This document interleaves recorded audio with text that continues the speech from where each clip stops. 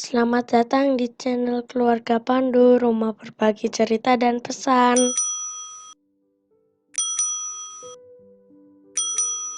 Halo sahabat keluarga Pandu, bagaimana kabarnya hari ini? Semoga kita selalu diberikan kesehatan yang baik dan selalu berada dalam perlindungan Tuhan. Dalam perkuliahan tentang tanggung jawab sosial gereja kepada masyarakat, seorang mahasiswa bertanya, bagaimana gereja bisa peduli kepada masyarakat kalau warga gerejanya sendiri miskin? Bukankah gereja juga harus menolong warga gerejanya sendiri untuk terbebas dari kemiskinan yang mereka alami? Pertanyaan semacam ini selalu muncul dari mulut mahasiswa dari tahun ke tahun, dari mahasiswa angkatan yang satu ke angkatan yang lain, ketika mereka diajak berdiskusi tentang gereja dan masalah-masalah sosial dalam masyarakat. Tapi jangan-jangan bukan hanya mahasiswa, tapi mungkin juga tokoh-tokoh gereja dan tokoh-tokoh agama yang lain yang juga berpikiran demikian. Pokoknya, orang kami yang harus lebih dulu ditolong. Kalau mereka sudah terbebas dari kemiskinan, barulah kami menolong orang di luar komunitas kami.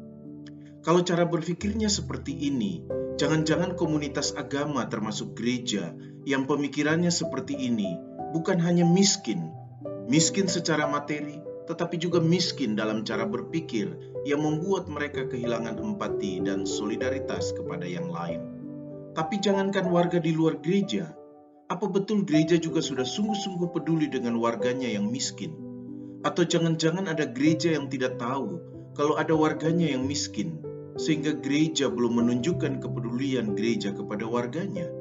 Beberapa waktu yang lalu, media sosial memberitakan seorang ibu dan anaknya yang menderita kekurangan gizi.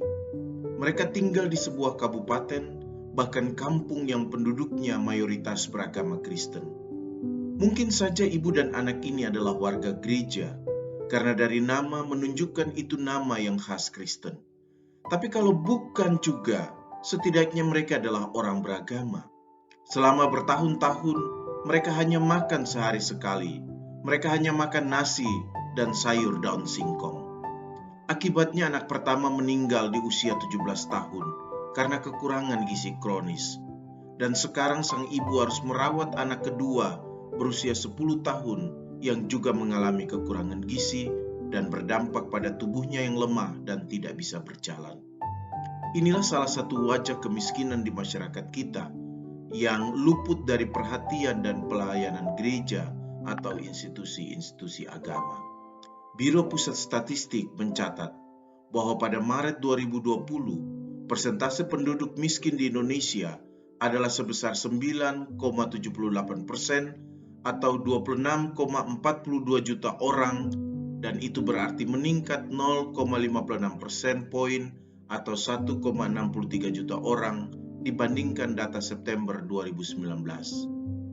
Ini catatan atau data Maret 2020, padahal pandemi sudah berlangsung hampir setahun sejak Maret 2020. Sehingga data Maret 2020 ini bisa saja dikumpulkan sebelum pandemi dan akan sangat berbeda dengan data selama masa pandemi ini.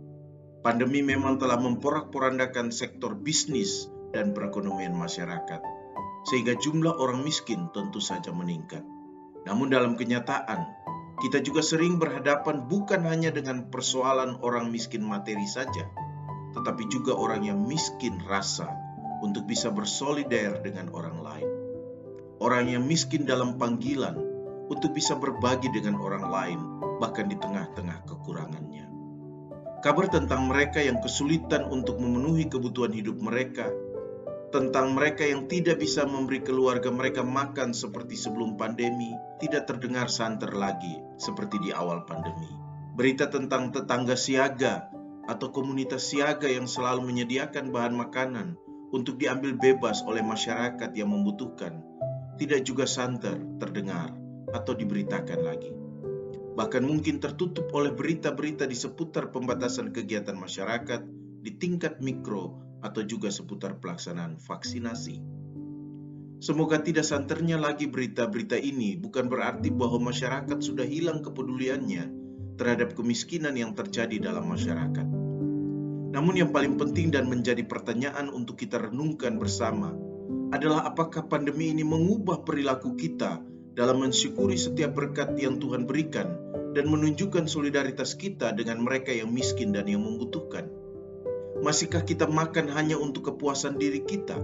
Kemudian kalau makanan itu tidak bisa kita habiskan, akan kita tinggalkan atau buang sisanya begitu saja?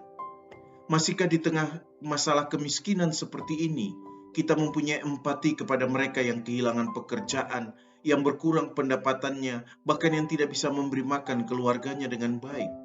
Atau kita masih suka memamerkan kekayaan kita, mempertontonkan kemampuan kita untuk membeli barang-barang mewah, termasuk untuk berbagi dengan mereka yang membutuhkan saja, kita buat menjadi konten tayangan media sosial atau berita infotainment?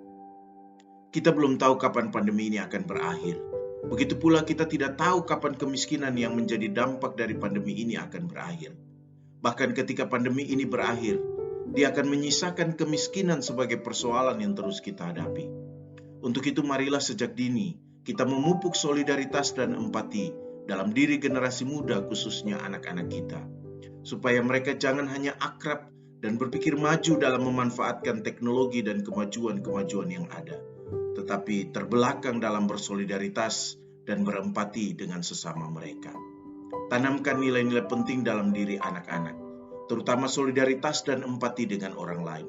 Ajarkan mereka untuk tidak hanya mau berbagi dari kelebihan mereka, tetapi juga dari kekurangan mereka, supaya dalam berjuang mengatasi kesulitan dan kemiskinan yang ada, orang tidak akan berkecil hati dan putus harapan, karena mereka tahu masih ada orang yang mau membantu usaha dan perjuangan mereka.